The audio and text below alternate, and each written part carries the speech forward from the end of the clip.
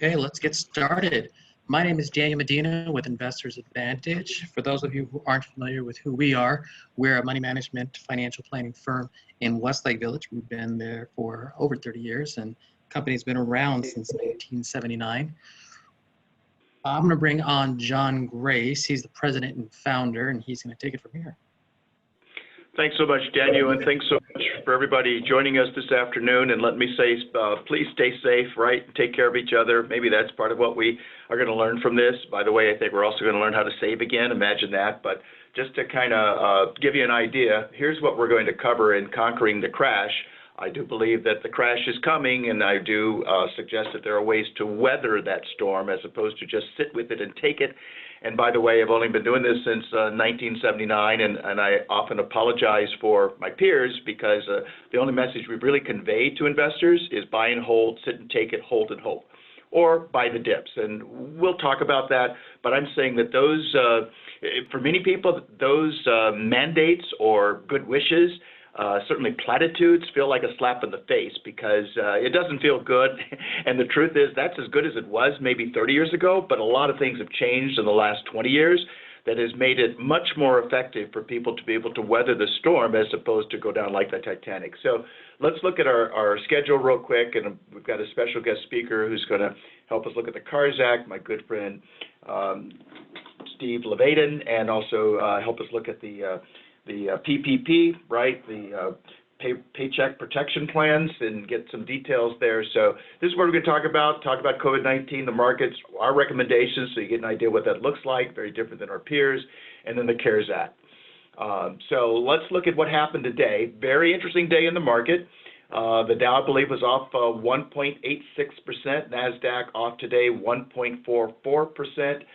The S&P closed off about 2.20%, and year-to-date, the S&P is down 13.85. Now, that's not a really bad loss, but for a lot of people, it's beginning to freak them out. And we saw a lot of people, not clients of ours, but certainly neighbors and people we know, where when we were looking at the declines just not quite a month ago, they were very worried. And I think Ben Franklin's quote here is spot on. By failing to prepare, you are preparing to fail. And I highlight our trademark, which is the proof is in the planning, okay? By the way, there's another quote that I like a whole lot, especially about these times, by George Patton, Colonel George Patton, where he said, if everyone is thinking the same, then somebody isn't thinking. I think he's spot on, and frankly, the securities industry, for the most part, says exactly the same thing. And I'm saying, too, some of us really aren't thinking. We've just learned how to repeat what our bosses have told us to say, and that's all we got. So right now, we'll move on and we'll talk about the economy. It appears to be, in my opinion, a free fall. And to forecast any outcome at this time is futile. And I see a lot of people just getting high on the hopium. That's what we've been going through, and this may very well be a sucker's rally. I mean, the gains that you've seen recently could very well be a dead cat bounce. I remember vividly in 2008, October, there were just about a week apart, 2 days on those 2 days, the market was up about 10% just on those 2 days. And that gives people a lot of hope, and it oftentimes becomes false hope because from peak to trough, 2008 to January 2008 to March 8th, 2009, markets off about 57%. That is really hard to take, and it could be doing something like that again, and it might get worse. We'll talk about that, but just kind of gives you an idea of what's been happening, where we saw the peak so far this year on the 19th of February, and then the outbreak was recognized, although it actually, you probably know, started back in December. We had a massacre in the oil markets. That's not stopped. The U.S. Treasury yields plummeted, and then corporate interest rates skyrocketed. That took the market way down. We had the expansive Federal Reserve action, so that left us at the low so far of being about off 24%. And then we've seen a nice little bounce since that time, but I'm saying do not trust this. And this is the time to look at what you can do to keep your assets intact, no matter what the market might do. Because, see, retail sales today in the report fell at a record pace back in March. That's March, right? That's when many of us were still spending. and many of the retail categories saw jaw-dropping declines just today. Now, looking out the window, the weather might suggest spring has sprung, but economists are hard-pressed to accurately describe what is going on right before our very eyes. And we like working with engineers. They seem to be the group that we work with the closest. And I love their thinking. It's like, don't give me the sales stuff. Show me the worst case scenarios. Show me how I might weather that, or help me see I can go with it, or help me see how I can avoid it. That's the question. So we're going to hope for the best, but at the same time, we're going to prepare for the worst. And to put things in perspective, I remember I was in Austin at a conference, Austin, Texas. This was October of 2018, and it was the IMF who came out of the blue, and Bali was where they were meeting. But this was on the eve of their meeting where they had an earthquake the night before, and they're going, geez, is this an omen? And the next day they said, you know what, winter is coming. So it might look like spring, but I think they saw more than most of us see in terms of winters coming. And let's just recognize that winters can be severe. Winters can look as an analogy in terms of life. We lose a lot of things in winter, but some things get stronger. And let's also recognize in the real world, so far this is always how it's happened, spring follows winter. But you got to go through the winter. As my psychologist friend says, John, the only way through is out. You have to go through it. And we're trying to put Band-Aids on the approach and act like we can just be impervious, and truthfully, we're not. So, the last 30 days, consumers have not been able to get to the shops and the malls, and that situation doesn't look like it's going to be any different to me in the next 30 days.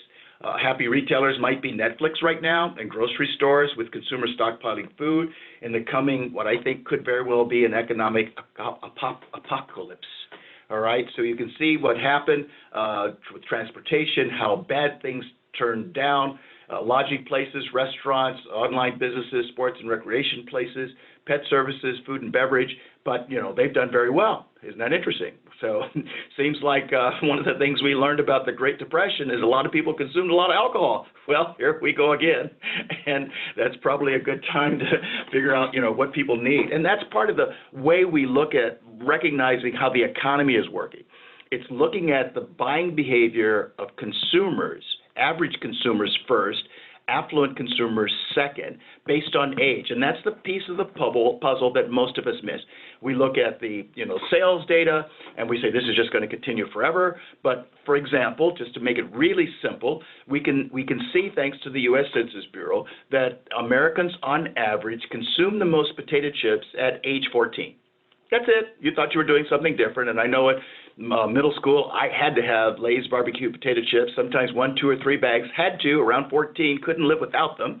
And then guess what? As a parent, you peak at buying potato chips around 41 for guess what? Yes, your average 14-year-old. So just notice that no matter who comes out with a great new formula and a great new taste, if you're out of that modality, nobody's going to make you come back to it. You might serve some potato chips around the holidays, if and when you can again, but you understand that the desire for those potato chips, that has been well met, and now it's time to move on. So that's how the economy works in a very simple example. So retail sales report today breaks all modern sales records for the consumer who has dealt the economy a body blow from which it will be difficult to recover. And keep in mind, this comes from Prudential, their PhD Crosby, who says 54% of consumers do not have financial reserves past 30 days. Past 30 days. So when we talk about this is the best economy ever, we can see what has happened in the real world has been great for the top 1%, no question about that. For the rest of us, not so much. And here we see how the China's Hubei shut down on January 24th. Looked like the existing cases peaked on February 18th. Typically, it looks like it's a 25-day for the peak to occur, and then 56 days until the first day of new cases. Looks like they might be having a relapse right now, and that's part of the concern, particularly when people say, oh, this is just going to be a V-shaped recovery. Well, here we go again. We're drinking the Kool-Aid. We're getting high on the hopium because everybody just wants a V-shaped recovery. I hope that happens. But we have to consider if it's not a V-shaped recovery. It could be a U-shaped recovery. It might take longer. But let's suppose it's an L-shaped recovery. Okay, so we can see here, for example, these are recent numbers and they're already wrong. Looks like second quarter is going to be about twice this number at 30% negative, and the third quarter about 1%. We'll see how that pans out, but that's 2 quarters negative, which is your standard definition of a recession. And I'm saying in December, I said I thought the odds were 30%. In January, I increased those odds in my perspective to 80. Today, I think it's 100, but I'm also saying do not be surprised if the Greater Depression is part of what emerges out of this, because just as we talked about the spending or the consumption of potato chips, when people stop spending, it's kind of a groove, right? What's going to make you spend, particularly if you can't get out like the way you used to, or you don't want to get out the way you used to?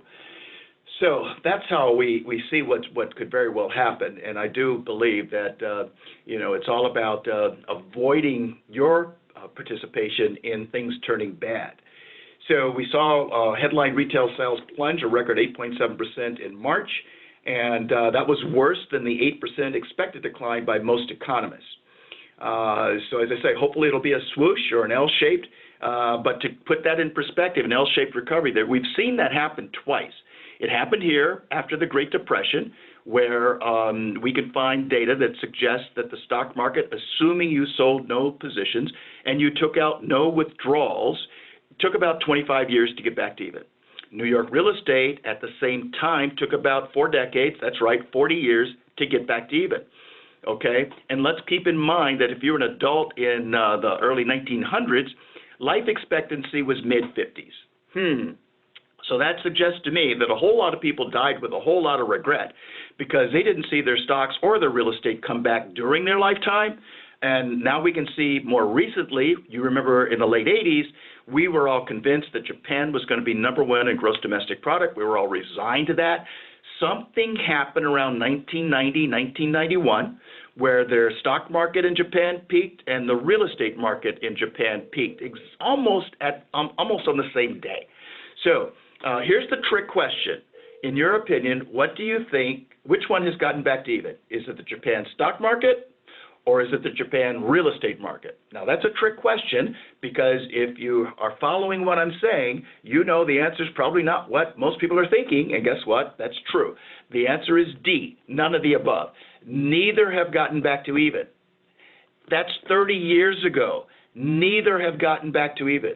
It is almost inconceivable for you to wrap your mind about the reality that the stock market didn't get back to even in 30 years, the real estate market didn't get back to even in 30 years.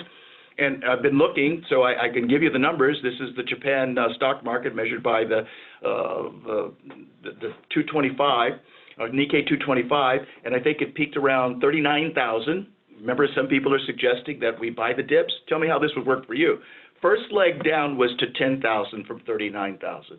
Second leg down was to 7,000. From 39,000 to 7,000, those of you who are real good with math, you know that's an 80% loss in about 30 months. That's pretty, yeah, that would be pretty bad. And the last 3 weeks ago, the Nikkei 225 was trading around 24,000. Last week I looked, it was about 18.5. So you can see those numbers are still well below the highs of 38, 39,000, 1990, 1991. Could it happen here? We will see. But I think it's happened once here. It has happened in Japan more recently. It could happen again. I'm not making that a forecast. What I'm saying is it is a possibility. And again, we want to hope for the best, but prepare for the worst. That way we can really weather the storm. So our 1-2 punch in terms of helping people prepare, so regardless of what the market does, people can live and worry about something other than their money, is to increase the diversification you have. In other words, if you're looking at your 401k account or any kind of retirement account, typically the options you have are cash, bonds, and stocks. So that would be 3 choices, maybe as many as 3 legs underneath your portfolio stool. When we look at some of the work done by the institutions, the endowments, and the foundations we study, we often find 5 to 6 to 7, even sometimes 8 legs under the portfolio stool. So we're saying to you that the traditional models, I think, have not served us well. Some of the non-traditional models, I think, have served us better, but I think we can all agree, 5, 6, 7, 8 legs underneath your stool is certainly stronger than a stool supported by 2 or 3 legs, okay? So 2 or 3 might be enough, but we're going to talk about how to be above average as well. You need to do real planning, okay? I just saw a report yesterday that talked about people with retirement accounts that you're using the target date funds with the ones that should be designed for people retiring in 2020. They just pulled out like $9 billion, some astronomical number just in the last 30 days. So what that suggests to me is that most of us don't have a clue what we're doing. We get overly emotional. If we had a clue what we were doing, we might be able to parse our emotions and do our planning so that we can see how much money are you going to need behind door number 1 so that you can make work optional after your last paycheck. That's the question.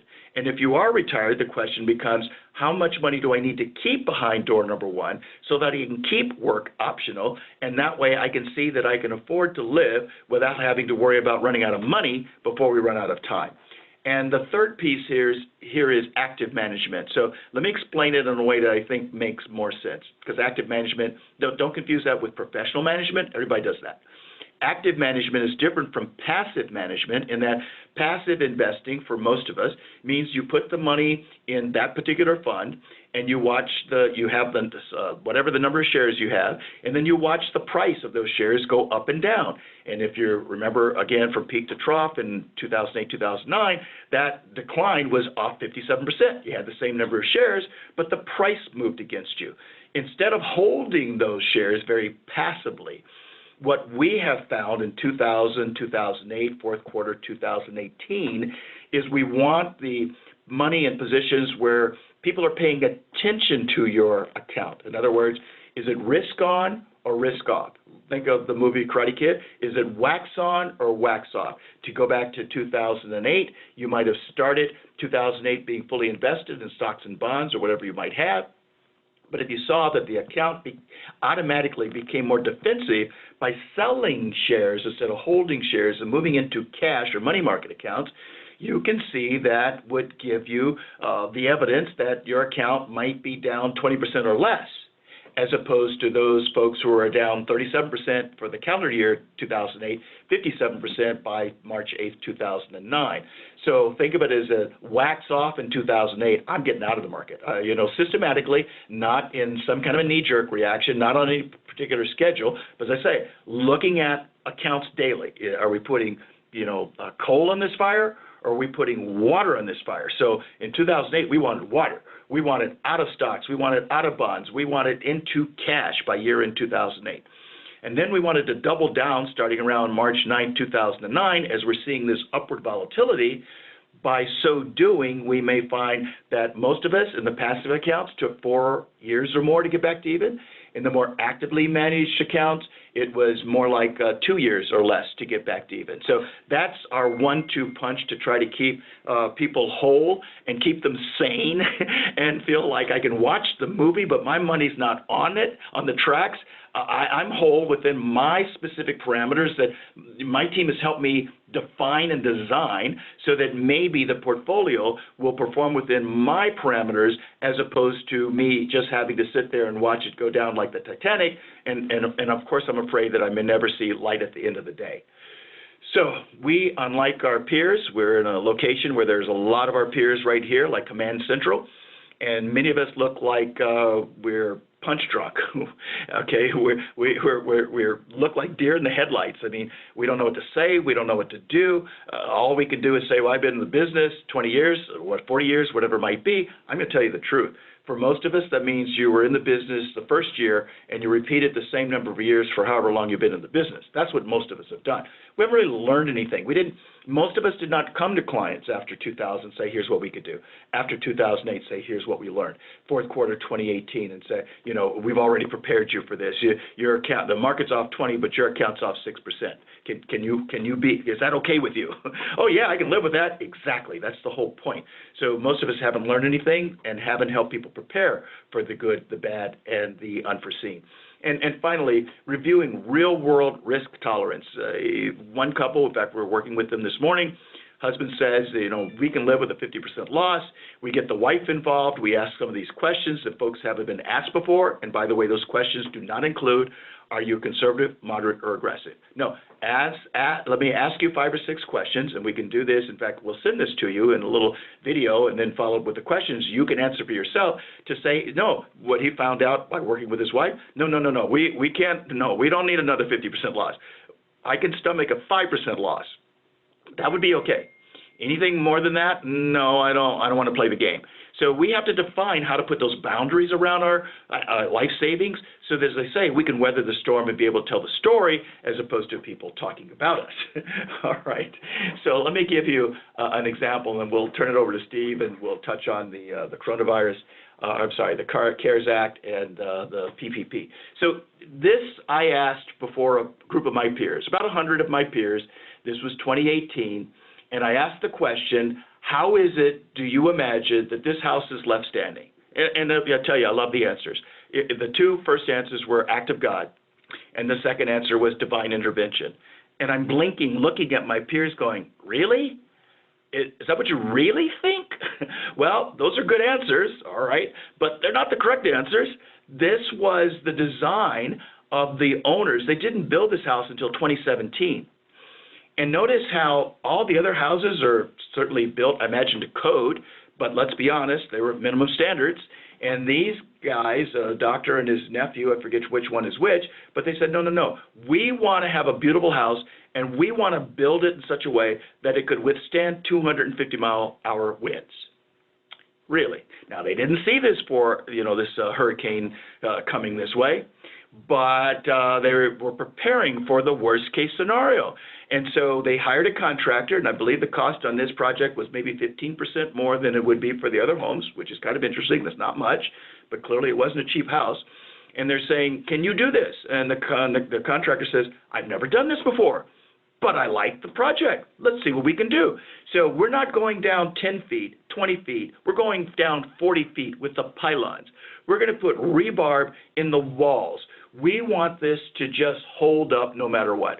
So apparently the owners put a camera right under the roof, and the primary physician lives, I believe, in Tennessee, and was looking at how the roof was flapping like, a bird in the wind, saying, oh my God, the roof's just going to peel off. I just know that's what's going to happen. Only you can tell that's not what happened.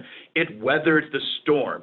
So this is what we're saying to you, as I say, by analogy, either we can have an ordinary portfolio that just does what everybody else's does, or we can really go the extra mile and see how can we build this portfolio to last so that, as I say, you don't run out of money before you run out of time. The money runs out after you run out of time and not a moment sooner.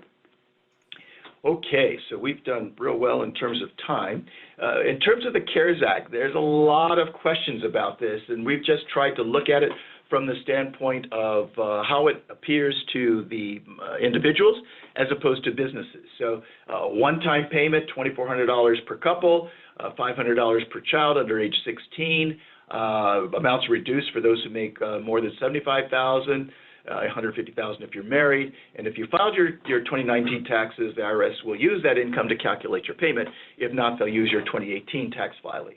It has better unemployment benefits. The Act will extend and expand unemployment insurance through the end of the year. Eligible workers, now including self-employed, independent contractors, and gig economy workers, will receive an extra $600 a week for 4 months on top of what they receive from state unemployment benefits. And lastly, early withdrawal penalty waiver. This is interesting. The Act does waive the standard 10% early withdrawal penalty for eligible coronavirus-related distributions from traditional retirement accounts. That's retroactive to the beginning of the year.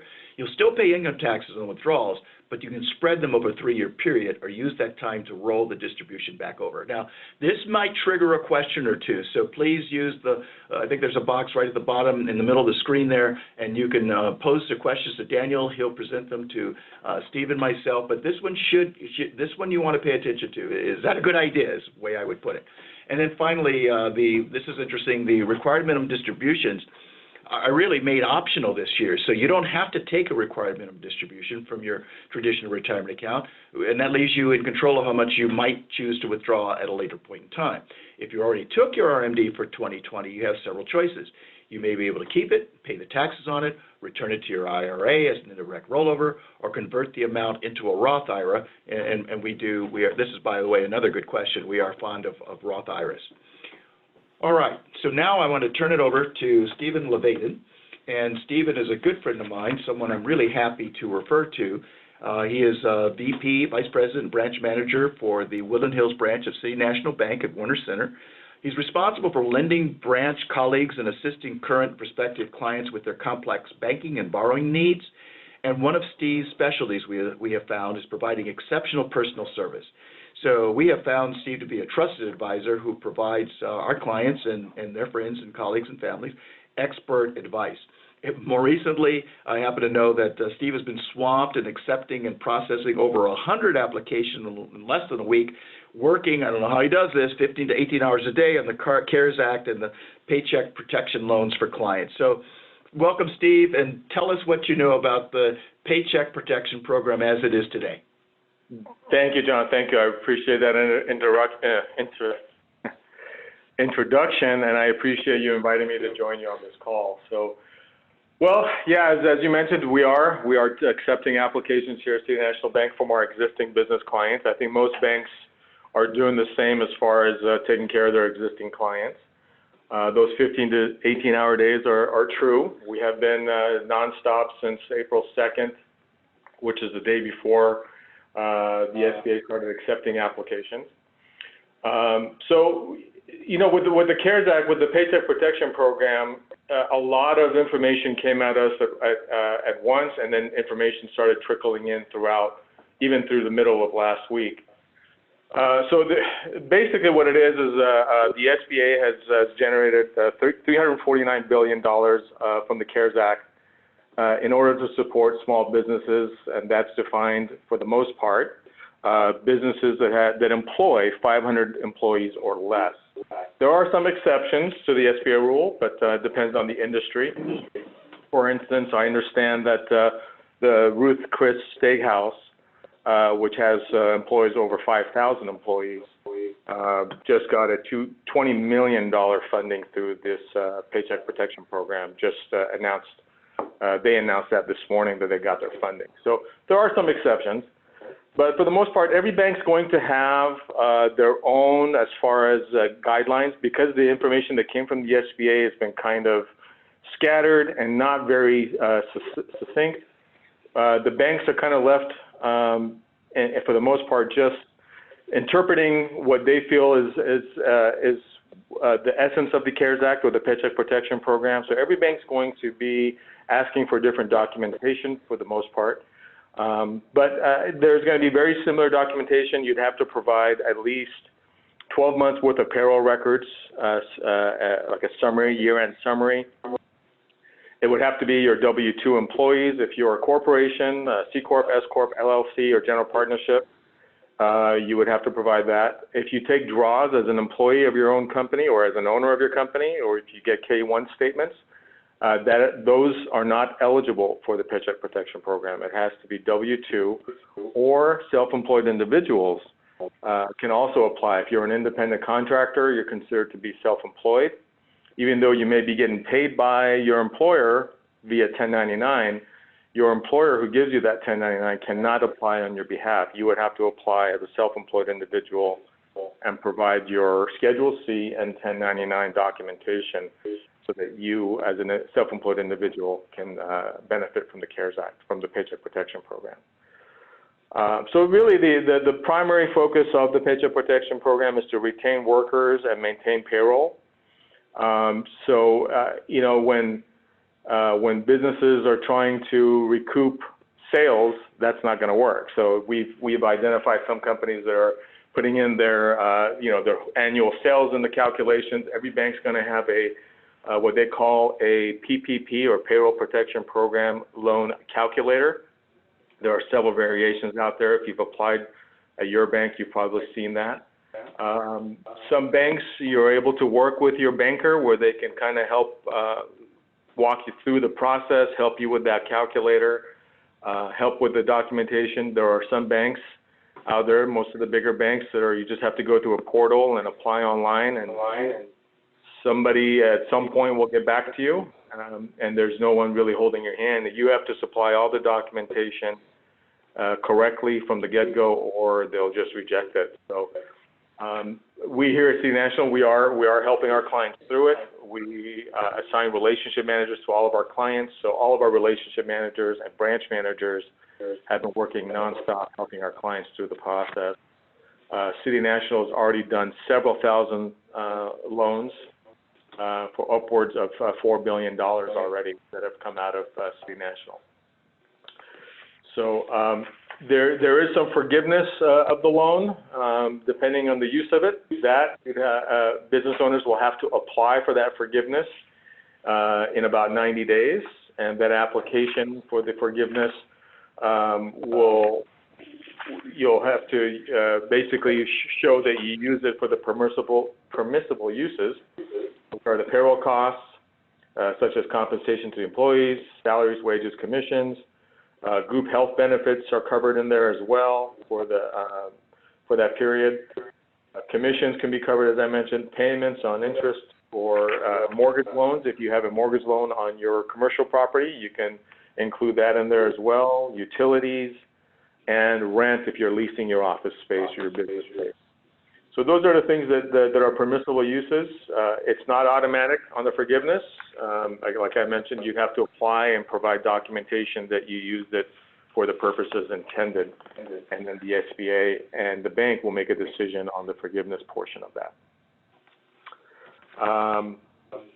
I think that pretty much covers the essence.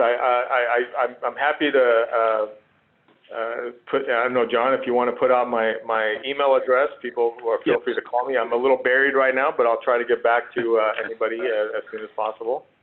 Yes, we're prepared to do that, Steve. We've got your contact information coming to the folks on the call, as well as the little video you saw, the 2-minute video that talks about, how much loss can you accept, and along with the questions that folks can ask themselves to see what kind of loss they can live with. And then what we like to do is say, hey, let's look at your current portfolio. How did it hold up in 2018, 2008? Then, how could you compare that with another portfolio that may have held up better? So we'll include your contact information so folks can get a hold of you if they so desire. Appreciate that. I don't know if there's any quick comments or questions I don't see anything in the chat window, but if there's anything, feel free to pop a couple questions in there. If not, I'm going to turn it back over to you, John. Thank you again. Sure thing. Daniel, do you see anything, or you have some questions that kind of came in? I got a couple questions that came in. First one, this is probably better for you, Steve, but John, of course, lend in. What do you think about deferring mortgage payments? So the deferment of the mortgage payments are available as well. You'd have to, again, every bank's going to probably have a different process. Our process here is we ask for a hardship letter. The hardship letter needs to specifically mention that they are struggling because of the COVID-19 virus, and for the most part, we just automatically give them the 90-day deferment of the mortgage payment. It is not for the current month, so we have clients or borrowers they still haven't paid their March payment, thinking that they can have that covered. It doesn't cover that. So if you haven't paid your March payment and you applied in March for a deferment, you still have to pay your March payment. You would only get deferred for the April, May, and June. I would suggest if you're in the process of refinancing that loan with a bank, probably not a good idea to ask for the deferment. We've had that too. It pretty much will turn into an automatic decline on the refi. And the rates were phenomenal about a month and a half ago. So a lot of refis came in because of what the Treasury did. Well, what I've seen is the folks I'm going to suggest that you really pay attention to the fine print. In terms of those loan deferments, that's not free money. I think sometimes we just get stupid, frankly, and some banks require that the loan be paid in full, or they may tack it on to your total at the end of your period of time for the loan. But you want to pay attention to those details. Is it due in 30 days? Is it due in 90 days? Is it going to be appropriated over the next 3 months so that you pay a little bit back? Or is it a lump sum that you're expected to come up with? And for many of us, we know how to spend, baby, spend, but saving is not one of the things that we do really well. So if we couldn't make the payment, and all of a sudden it's comparatively a massive payment, how are we prepared to make that payment and pay back the bank so that we don't lose the home? Absolutely. And just so you guys know, the deferment doesn't mean that the interest doesn't continue to accrue. Right. You just don't have a payment due. You still have interest that is accruing. If you credit card, same thing. If your loan doesn't have a maturity date, for example, if you have a loan that comes due once a year, where you have to renew it annually, that business loan at the end of that 1 year term, that deferred payment is going to be due, including all the interest that was deferred or accrued during that time. Some banks are saying, well, if you don't have a maturity date, that deferred payment is 90 days, but on the 91st day, all of that is due. So yes, we don't have to make a payment now, but come day 91, you got to catch up on all those 3-month payments plus your current month payment. So like John said, great suggestion, John. Make sure you read that fine print, because if you don't try to save some money for that 91st day, you might be right back where you started. Or in a worse spot. Or worse, right. Right. We thought we were saved. Oh yeah, oh shucks, right? That's another oh shucks moment. That's what I mean to say. Great, Steve. Next Anything question. else? Yeah. Next question. Should I just take out all of the money in my 401k if it's under $100,000 and stop the bleeding from the market? Well, I'll take that one. Look, folks, the most important thing you can do is to take this time to figure out what game you are playing. How much money are you going to need behind door number 1 so that when you get your final paycheck, you can live just as well as you did when you were working? Now, some people like borrowing from themselves, and they do it with the best of intentions, but let's be really honest. Do you really pay yourself back ever? And if we do, notice that if we take out 100, and let's say we had 200 in the account, the compounding on 200,000 is going to be dramatically more money at the end of 10, 20, 30-year period than if you paid back the 100,000 of the $200,000 over some incremental time period, right? Because all the money's not working for you. So you might, at best, put it back in installments, but you never really caught up to the total that you would have had you been able to keep the account intact. So what I'm trying to say again is pay attention to what you're doing, and sometimes these little, quick answers are our undoing because it seemed to be easy, but there was another way to get the job accomplished. There was another way to get the money that we needed without having to tap into the account that we really need to be there for the time after our last paycheck. And as I say, 54% of us can't put our hands on money after 30 days. That's today when we're working. What the heck is going to happen when we stop working? Most of us will have nothing other than Social Security. And Social Security will provide you a fraction of what you are earning today. So please be conscious and pay attention to the decisions you're making. Run the numbers. Get help with looking at those numbers on both sides of the equation so you're making an eyes wide open decision as opposed to an eyes wide closed decision.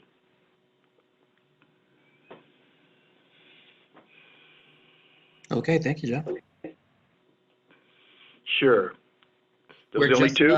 We're just over our time now. We're about 40 minutes, so let's go ahead and wrap it up. Okay. Well, thanks, folks, for joining us. We do this every Wednesday, and I hope that Steve will come back and join us. Love to have you back. Love working with you, Steve. This is a real pleasure. Sure. So we're saying real clear. Most of us were not prepared for the last 2 months. And that may be a sign that you're not prepared for the next 20 years. So let's read the signs, right? Stop, go, pause, right? And get better prepared because you have the time and you have the intelligence. And we like working with folks who want to take their time and their intelligence and do a better job than they might have done in the past. So thank you so much, and we'll leave it at that. We'll see you next Wednesday.